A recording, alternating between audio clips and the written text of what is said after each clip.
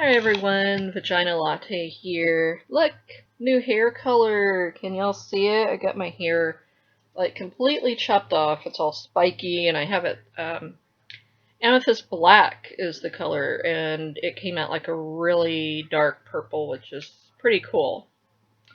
And everyone at work likes it, and I don't get any shit. I do work in an office and they let me have my purple hair and my eyebrow piercing. So, alright, so let me begin this by saying that I really don't know who Representative Jody Hice is. Except it's obvious to me that he's a moron and or a liar, spreading unfounded rhetoric aimed at his demographic, which is uneducated right-wing sheeple. Let's suppose we have two towns, two cities.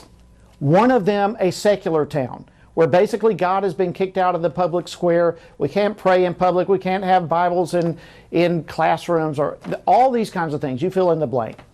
Now, this is historically accurate, but you tell me, what kind of behavior would you expect to happen in a secular town where God has been kicked out? Well, you're going to have things like a higher divorce rate. You're going to have much higher crime. You're going to have gang violence. You will have teen pregnancies. You will have things like drug and alcohol abuse. All these type of things increase in secular societies. That's historically accurate. Now, let me ask you a very important question. What is the role of government to that secular city? Now, of necessity, government must be very much involved in that town because there are so many problems. We need more judges because we've got crime. We need more law enforcement. We need more programs for these kids that are going astray. We need all these kinds of things because the context of secularism creates so many problems that now government must come in and provide some solutions to the problems. Now, let's jump over on the other side real quickly. Let's say we have a town that embraces a Judeo-Christian worldview. Not that everyone in that town is a Christian, but as a whole, there are certain principles, certain values that the town embraces, such as the golden rule, where we're going to treat others the same way we ourselves would like to be treated. Now, in that type of town, what kind of behavior do you find? Well, many of you grew up in a town like this. Many of you remember when you didn't have to lock your doors at night, where families stuck together, where there was much less crime, where teenage pregnancies and drug and alcohol abuse and all those kinds of things were, they may have happened, but they were very rare by comparison of the type of issues we experience today. Now, again, let me ask you this. What is the role of government to that town? Well, obviously, the role of government does not have to be as significant. And the reason being is because in that town, and this is the major difference between the two towns, in this town that embraces a Judeo-Christian worldview, people there are able to self-govern their own lives with a genuine, authentic understanding of right and wrong.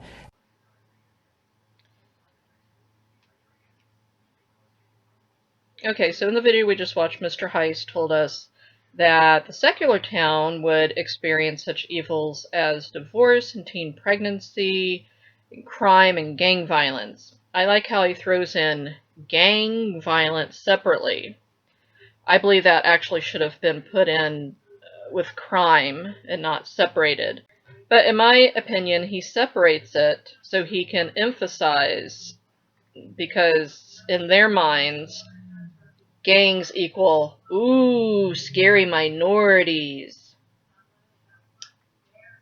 And I'm not sure how he can explain, which he doesn't even bother to try, that those evils like teen pregnancy, crime, and divorce exist in America right now, and 71% of Americans identify as Christian. So shouldn't America be the Christian utopia right now, since 71% are Christian? And shouldn't countries like Sweden and Norway and Denmark be secular hellholes? So I'm going to be kind of looking off to the side because I have the statistics written down. I don't have them memorized. But let's examine Sweden, Denmark, and Norway, which are among the least religious and happiest countries in the world.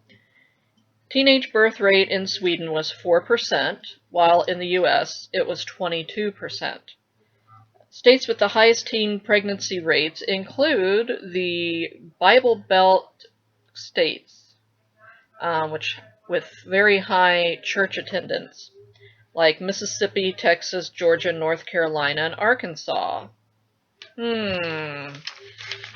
Yeah, very church-going places, and I think a lot of those have the abstinence-only education, which really isn't any. It doesn't do anything. While of course the Nordic countries have very comprehensive sex education. But let's take a brief look at crime comparison between Norway and the US. And this is from nationmaster.com. Rapes, I had for Norway 938, in the US 84,767, which rank them number 1 on this list. Congratulations, US. Murder rate in Norway was 29, while in the US there were 12,996. The number of prisoners, so those in prison in Norway, 2,914, while in the US there were 2.02 million people in prison. Assaults in Norway, there were 346, and in the US, 787. Divorce rates, Sweden, 54.9, so they're a little bit higher on divorce. US is 54.8, so neck and neck. Meanwhile, in Denmark, also a very atheistic country, 44.5. Norway, 40.4. And Netherlands, which I think out of those countries had the highest number of atheists. I could be wrong, but I think that's what I had read. 38.3% divorce rate. So what I would like to know is where are all the problems? So it's well known that all 3 of the Scandinavian countries that I mentioned have very high standards of living and are ranked among the happiest countries in the world. They also offer free healthcare, free education, and equality and tolerance are virtues. Okay, so I'll just end by saying, so much for your theory on secular hellholes, Jody.